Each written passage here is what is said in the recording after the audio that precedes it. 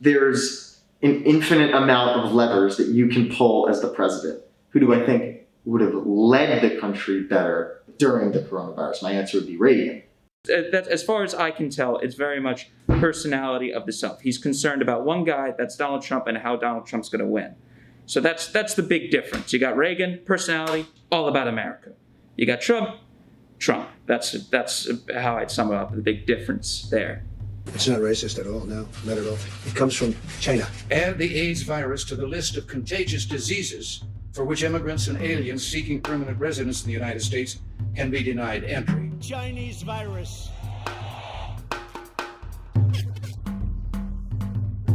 He's not going to wear a mask since he's tested negative for coronavirus and assumes he isn't spreading the disease, even as the First Lady suggested people should take these guidelines seriously.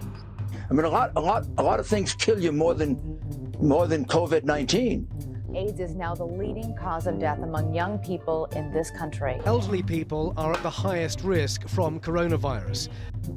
I definitely have a lot more of a positive opinion of Reagan as compared to Trump because he did save this country from the Cold War. Donald Trump seems a little bit more unreasonable to me. And Reagan seemed a little more qualified, that he knew a little more politically. The diseases themselves are quite different, but during both pandemics, the denial, inaction, and scapegoating by our government led to innumerable unnecessary lost lives. So why has our collective cultural memory judged Reagan's response to the AIDS crisis less harshly than we are judging Trump's handling of the current pandemic? The answer has a lot to do with the way media coverage shapes our perceptions of events, both past and present.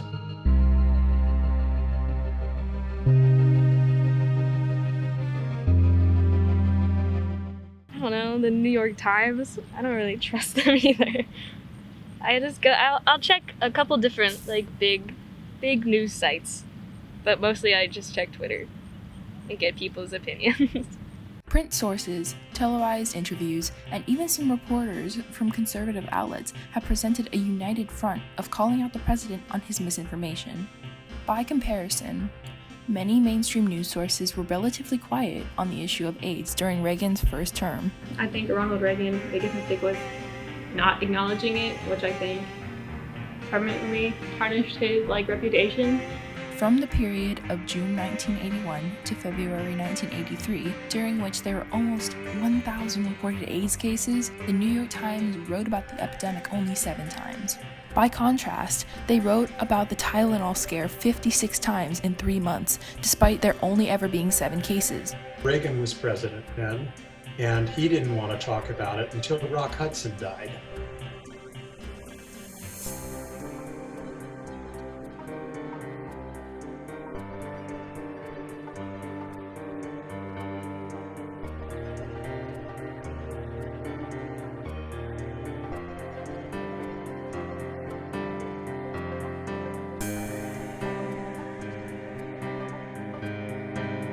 I mean, we were definitely pariahs in the community. The lifestyle of some male homosexuals has triggered an epidemic of a rare form of cancer. You know, it was easy to say, oh, well, AIDS is just affecting queers and intravenous drug users. And it was easy to toss that aside. Anita Bryant referred to us as human garbage. The New York Times wouldn't use the word gay. That used to make us pretty angry that they always referred to people as homosexuals. I don't hate that word necessarily, but it's a very clinical kind of word, and it carried with it a lot of negative connotations. Looking in the camera, what would you tell some kid, say you had a younger brother, 21 years old, who also might have homosexual tendencies? What would you tell him if you wanted him to live a long life? Use a condom. This is Russian roulette. It is not Russian roulette. It is Russian roulette to not give people this information when human nature dictates that they're going to go out there and they're going to have sex. Celibacy is impossible? It's just not going to work. People aren't going to do it, and lots of people are going to die. Now, would you rather have a lot of people cheating under celibacy with thousands of people dying, or would you rather save those lives and let them have sex? The misconceptions created by this negative and often untrue coverage still have ramifications today, as people misremember the severity of the crisis and the government's inaction. Because of both President and Mrs. Reagan, in particular Mrs. Reagan, we started a national conversation when before nobody would talk about it, nobody wanted to do anything about it. And that too is something that I really appreciate with her very effective, low-key advocacy. So my feelings about the media were not very good. The othering of the LGBTQ community by popular news outlets meant that gay activists had to forge their own paths in order to be heard. In New York, Larry Kramer founded ACT UP because Mayor Koch wasn't doing anything. In 1983, author and activist Larry Kramer wrote a 5,000-word article entitled 1,112 and Counting in the bi-weekly gay newspaper The New York Native. Kramer's piece starts, "If this article doesn't scare the shit out of you, we're in real trouble. If this article doesn't rouse you to anger, fury, rage, and action, gay men may have no future on this earth. Our continued existence depends on just how angry you can get." The urgency and anger of this piece was unprecedented in AIDS media coverage, and it inspired many people in and outside of the gay community to question why their government was not responding to this crisis. By his extraordinary iconoclastic and theatrical ways of doing things, he changed the relationship between the afflicted community with a given disease and the scientific and regulatory community that has such a great impact on them. Artists also turned to the theater to tell stories inspired by those they lost. It was essentially the apocalypse in the theater. There was a complete wipeout. Directors, producers, actors, everybody. Totally flipped the way New York operated on its head. Plays like Kramer's The Normal Heart and William Hoffman's As Is helped engender empathy in New York's theater-going audience. Every morning I examine my body for swellings, marks. I'm terrified of every pimple, every rash. If I cough, I think of Teddy. I was teaching at Foothill College. I produced a play down there called As Is, and it was one of the first plays that was written that actually dealt with the AIDS epidemic. We had a lot of opposition from other faculty, and that was also the time of the AIDS quilt. I don't know if you know the NAMES project. It was a very therapeutic kind of thing. Before it was named HIV and AIDS, early researchers used the term GRID, which stood for Gay-Related Immune Deficiency. The gist of it is it was seen as like a problem for only like gay men, which caused a lot of problems when it came to like actually handling the AIDS crisis. In May of 1982, about a year after the first case was reported, the New York Times ran a story using the GRID name, likely deepening the association between the epidemic and gay men. A lot of people felt like it was not a problem that was directly related to them or the people that they cared about. In an NPR article, a gay man that has been living with AIDS since the height of the crisis, named Jesus Guyan, recalls the treatment of people during that time. We got the social distancing through discrimination, through stigma, through homophobia. In contrast, COVID-19 is not associated with a specific group. No group is more or less likely to contract it, although it is more dangerous for certain people. Unlike the public response to AIDS, most of the nation rallied for essential workers, empathized with people who had been personally affected by COVID-19, and more. Today, we are surrounded by advertisements preaching unification and thanking the COVID medical personnel. Only 8 months after the beginning of quarantine, a promising vaccine is in the last stages of trials. Conversely, the first dedicated inpatient AIDS ward in the United States was established in July of 1983, more than 2 years after the first cases were reported. The ward had 12 beds. Drug companies were incredibly slow because they saw no profits in this. In the same NPR article, Jesus Guyan compared living through both the COVID and AIDS crises. He said, "Behavior change is essential in preventing the spread of both of these viruses." But he also said, in many ways, there's no comparison because in those days, the reality is that society in general didn't care.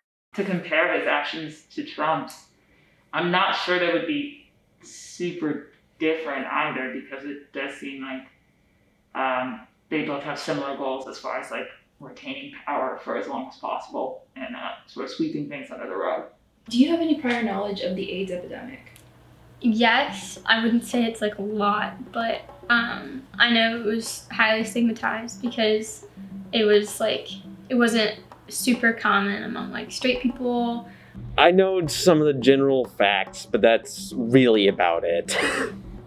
Maybe like one 5-minute lesson about it, but I'd say everything that I know I learned from pop culture examples. I have zero prior knowledge about the AIDS epidemic around the 1980s. I've taken multiple history classes and government classes, but it's just not something that's taught very often.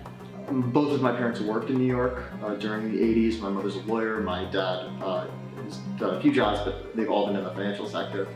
And so I know a lot about the cloud that it placed over New York. I know that Princess Diana did a thing and everyone was like, whoa. Everyone possible covered that. So that's when, HIV/AIDS was probably like recognized officially as like, hey, these are human beings too. Man, it's a good question. So when did he mention it?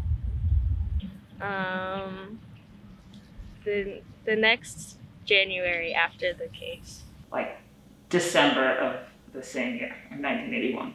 I think that he probably mentioned it by name a couple years after the fact. I don't know, probably like 3 months later. December 1981? He probably doesn't talk about it for 2 or 3 years, right? So, I don't know, 83, 84, I guess. Let's say summer of 83. I have some gut feeling he probably did it in like his second term, like late in the second term. He mentioned it as he was getting out of office. 1985, and I learned that from class. That is correct. That's so long!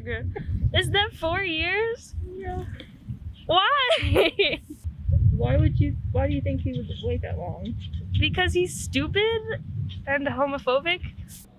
I think he waited that long because maybe he did not want to recognize it as a severe crisis.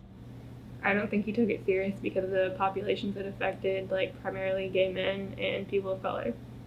Again, like pushing it off onto like the LGBT community, like we don't need to worry about this is affecting only them. That's a very small portion of the population, like we don't need to worry about the whole country, The designation patient zero is now widely used to indicate the first carrier of a disease in a given population. The term was first coined during the HIV/AIDS crisis in regards to an AIDS sufferer named Gaten Dugas. A CDC scientist had written the letter O on Dugas' file as shorthand for out of California, but miscommunication led to the O being mistaken for a zero, and this myth was propagated in newspapers, books, and movies. A man whose only crime was contracting a disease which could affect anyone was vilified by the same media outlets that wrote positively about the government officials who let thousands die from their inaction. When our media institutions fail to hold powerful people accountable, future generations forget the sins of their past and see the mistakes of their present as aberrations rather than parts of a pattern. We get angry, but then we forget, we rehabilitate, and the cycle starts all over. Now that Trump has been officially voted out of office, only time will tell if he gets his own day of rehabilitation. So with all that in mind, one question remains. The past keeps knocking on my door,